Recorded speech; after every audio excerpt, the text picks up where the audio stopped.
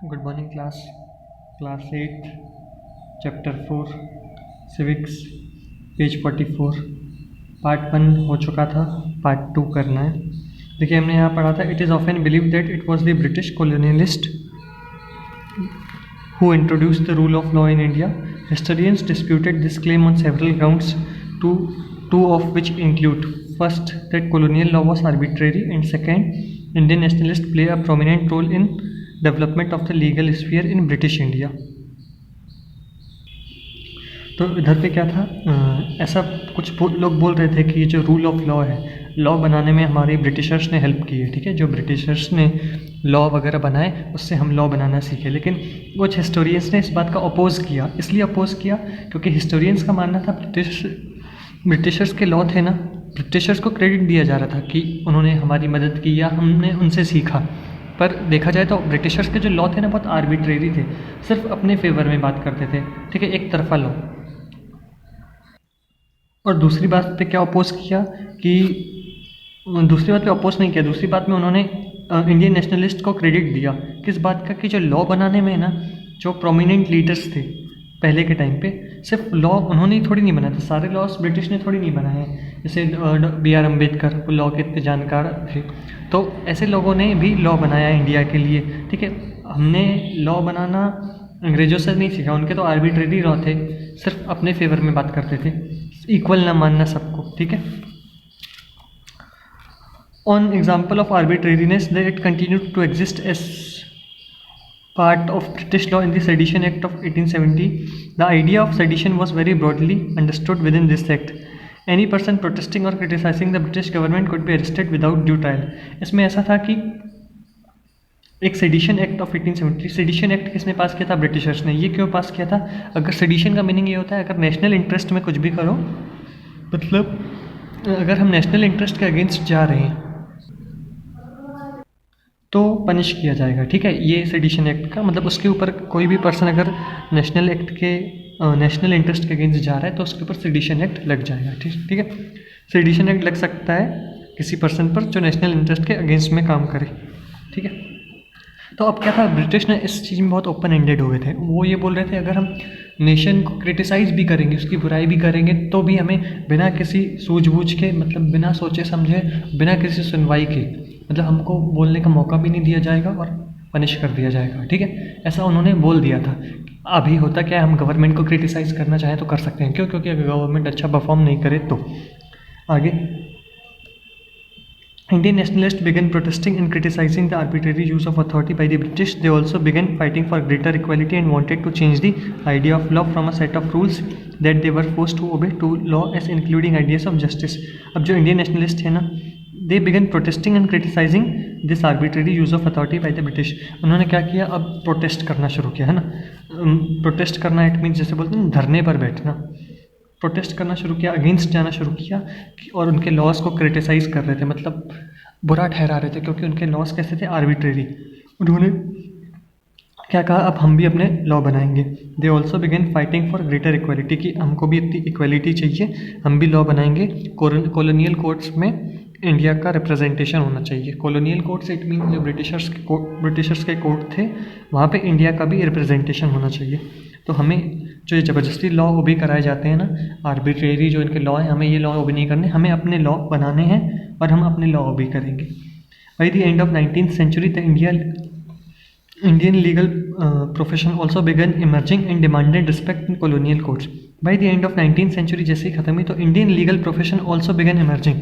Indian legal profession मतलब जो law के जानकार थे, जैसे मैंने आपको B.R. अम्बेडकर का नाम बताया है। ठीक है, ये लोग सामने आए और and demanded respect in colonial rules, और उन्होंने बोला कि colonial court में हम भी आएंगे, लॉ बनाएंगे, लॉ में अगर कोई लॉ बन रहा है तो हमारी भी असेंट लेनी चाहिए। ठीक है, उस हिसाब से फिर आगे देश को गवर्न किया जाएगा। इट मीन्स जो कॉलोनियल कोर्ट्स है उसमें इंडिया की भी इंडिया को भी रिप्रेजेंट किया जाना चाहिए। They began to use law to defend the legal rights of Indians. और B.R. अम्बेडकर जैसे थे तो उन्होंने मतलब सारे इंडियंस ने क्या किया, जो लॉ के जानकार थे, दे बिगन, उन्होंने क्या स्टार्ट किया, जो इंडियंस के लीगल राइट्स है उनको डिफेंड करना। कोई भी ब्रिटिशर्स इंडियंस के राइट्स छीन नहीं सकता, इन सब से रिलेटेड लॉ बनाए गए। Therefore There were several ways in which Indians played a major role in evolution of the rule of law along the colonial period. और भी बहुत सारे तरीके थे.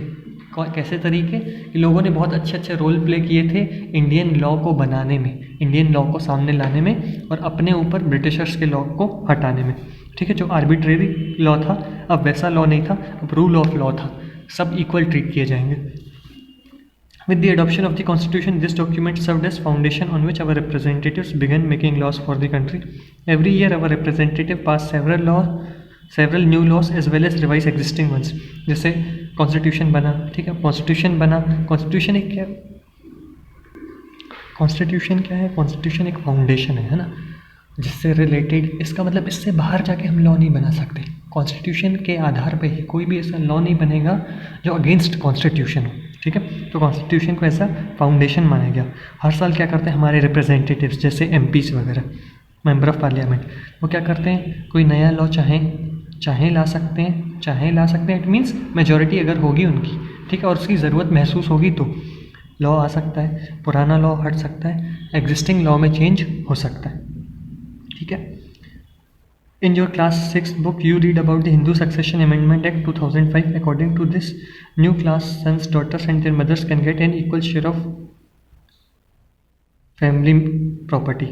पहले क्या था, एक हिंदू सक्सेशन एक्ट था, सिर्फ और सिर्फ हिंदू सक्सेशन एक्ट. उसमें क्या होता था, फादर के मरने के बाद जो प्रॉपर्टी वो सिर्फ बेटे को मिलती थी. ठीक है, फिर हिंदू सक्सेशन अमेंडमेंट एक्ट आया. उसमें क्या हुआ, sons, daughter and their mothers can get an equal share of family property. किसी पर्सन के मरने के बाद उसकी वाइफ को, उसकी बच्ची को, बेटे को तो मिलेगा ही मिलेगा, उसकी डॉटर को भी मिलेगा, उसकी वाइफ को भी प्रॉपर्टी में हिस्सा मिलेगा. Similarly new laws have been enacted to control pollution and provide employment. दूसरे भी लॉज लाए गए पॉल्यूशन से रिलेटेड. ठीक है. How do people come to think and propose that a new law is necessary? You will read more about this in the next section. देखिए constitution है ना जो हमारा, वो एकदम रिजिड नहीं है. इट मीन्स ऐसा नहीं कि उसे चेंज नहीं किया जा सकता, ज़रूरत महसूस होगी बिल्कुल चेंज किया जा सकता है. ऐसा थोड़ी नहीं 73 साल पुराना कॉन्स्टिट्यूशन हम अभी तक चलाएंगे. रिजिड नहीं है, चेंजेस किए जा सकते हैं उसमें. और उसके बाद कोई भी लॉ बनेगा तो फिर वो नए कॉन्स्टिट्यूशन के हिसाब से बनेगा. अब लॉ कैसे बनता है, हम अब ये नहीं पढ़ेंगे लॉ कैसे बनता है. ठीक है, कि पहले लोकसभा में जाता है, राज्यसभा में नहीं, क्यों बनता है, हाउ लॉस आर मेड, कि उसका प्रोसीजर नहीं देखेंगे, क्यों बनता है ना, आइडिया कहाँ से आते हैं वो देखेंगे. Parliament has an important role in making laws. Parliament ही लॉ बनाती है. There are many ways through which this take place and it is often different groups in society that raise the need for a particular law. अब law बनाना है, क्यों law बनाना है, क्योंकि जो डिफरेंट ग्रुप्स हैं सोसाइटी में जिन्होंने मांग रखी है कि that raise the need for a particular law, उन्होंने बोला होगा कि ये लॉ आप बनाओ क्योंकि इसकी ज़रूरत है. अगर नहीं बनाएंगे तो लोग क्या करेंगे, प्रोटेस्ट करेंगे, है ना, भीड़ भाड़ में आकर चिल्लाएंगे, तोड़ फोड़ करेंगे. Voice of citizens it means उनकी आवाज़ें आएंगी, वो ज़ोर ज़ोर से नारे लगाएंगे, रोडों पे हल्ला करेंगे, प्रोटेस्ट करेंगे. ठीक है, टीवी में दिखाया जाएगा, ब्रॉडकास्ट होगा, न्यूज़पेपर में आएगा. तो लोग जब बोलेंगे, लोगों की मांगें आएंगी तो वो लॉ बनेगा. अगर किसी ग्रुप के साथ गलत हो रहा है तो वो ग्रुप आगे आ सकता है कि हमारे लिए लॉ बनाया जाए. An important role of Parliament is to be sensitive to the problems faced by peoples. An important role of parliament is to be sensitive to the problems faced by people. कोई भी problem अगर peoples face कर रहे हैं तो उनकी problem के लिए एक सेंसिटिव, एक सीरियस रोल निभाना, उस प्रॉब्लम को हटाना anyhow. Let us read the domestic story to understand how the issue of domestic violence was brought to the attention of parliament and the process adopted for the issue to become law.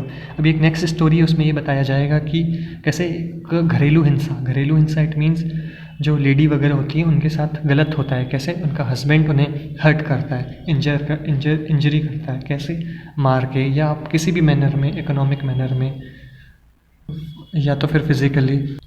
ठीक है, तो वो husband जो है वो hurt तो नहीं कर रहा अपनी वाइफ को, ऐसा मतलब डोमेस्टिक वायलेंस से रिलेटेड एक लॉ आया था. क्यों, क्योंकि पहले औरतों के साथ बहुत गलत होता था, आज भी होता है, तो घरेलू हिंसा से रिलेटेड एक एक्ट आया है. अब वो कैसे ज़रूरत महसूस हुई गवर्नमेंट को कि लॉ बनाना चाहिए, वो कैसे गवर्नमेंट तक बात पहुंची, ये नेक्स्ट स्टोरी में बताया जाएगा. ठीक है, लोग क्या करते हैं, कोई उनकी बात नहीं मानी जाती तो लोग प्रोटेस्ट करते हैं, है ना, नारेबाजी करते हैं, पुलिस में जाएंगे, फिर पुलिस ऊपर तक बात पहुंचाएगी, ऐसे करके लॉ बनता है, गवर्नमेंट तक वो बात पहुंचती है. कैसे पहुंचती है ये तो मैंने आपको एक बेसिक व्यू दिया नेक्स्ट स्टोरी में बताया जाएगा। Thank you students, part 2 is over.